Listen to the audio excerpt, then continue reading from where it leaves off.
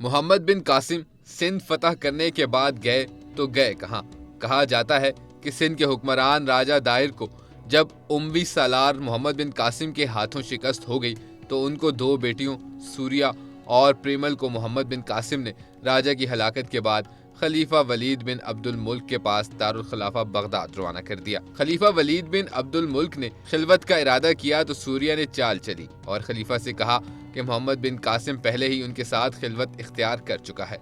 چنانچہ وہ اب خلیفہ کے شایان شان نہیں رہی۔ غصے میں خلیفہ کو تحقیق کا ہوش نہیں رہا اور انہوں نے اسی وقت محمد بن قاسم کے نام پروانہ جاری کیا کہ وہ جہاں کہیں بھی ہیں خود کو کچی کھال میں سلوا کر دارالخلافہ کو واپس ہوں۔ محمد بن قاسم نے ایسا ہی کیا اور دارالخلافہ کے راستے میں ہی 2 دن بعد ان کی موت ہو گئی۔ یہ کہانی کتاب فتح نامہ سندھ عرف چچ نامہ میں بیان کی گئی ہے۔ روایت کے مطابق اس کے بعد راجہ داہر کی بیٹی کا ایک طویل خطاب ہے جس میں وہ محمد بن قاسم کی عادل حکمرانی کی گواہی دیتی ہیں مگر ان کی ہلاکت کی سازش رچنے کو اپنے والد کا بدلہ قرار دیتی ہیں۔ اسی خطاب میں وہ محمد بن قاسم کے بارے میں بھی کہتی ہیں کہ انہیں فرما برداری میں بھی عقل سے کام لینا چاہیے تھا اور خلیفہ کو بھی کہتی ہیں کہ اسے بھی سنی سنائی بات پر اتنا سخت حکم جاری کرنے سے قبل تحقیق کر لینی چاہیے تھی۔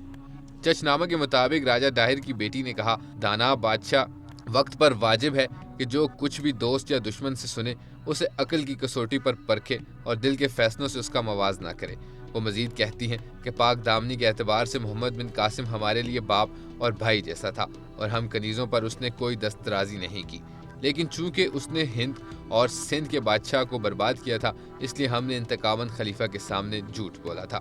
اس پر خلیفہ نے غضبناک ہو کر دونوں بہنوں کو دیوار میں چن دینے کا حکم دیا۔ بنو امیہ کے دور میں سندھ فتح کرنے والے نوجوان سالار محمد بن قاسم اور مغل بادشاہ جلال الدین محمد اکبر کے دور کی مبینہ کنیز انارکلی کی موت کی کہانیوں میں خواتین کے دیوار میں چنوائے جانے کی قدر مشترک ہے۔ انارکلی کے بارے میں کہانی یہ منسوب ہے کہ اکبر بادشاہ نے انہیں شہزادہ نور الدین محمد سلیم بعد میں جہانگیر سے معاشقے کی وجہ سے دیوار میں چنوا کر ہلاک کروا دیا تھا، مگر انارکلی کے وجود کے بارے میں ہی مورخین کو شبہ ہے اور ان کے بارے میں تاریخی ثبوت دستیاب نہیں ہے، چنانچہ ان کی موت کی کہانی تو دور کی بات ہے اور محمد بن قاسم اور راجہ داہر کی بیٹیوں کی ہلاکت سے متعلق اس پوری کہانی پر بھی مورخین کو اعتراضات ہیں۔ محمد بن قاسم کی ہلاکت کے بارے میں مشہور افسانہ چچ نامہ میں کہا گیا ہے کہ محمد بن قاسم کی ہلاکت راجہ داہر کی 2 بیٹیوں کی سازش کی وجہ سے ہوئی، مگر اس حوالے سے ڈاکٹر نبی بخش خان بلوچ کا دعویٰ ہے کہ یہ کہانی من گڑت اور افسان بھی ہے۔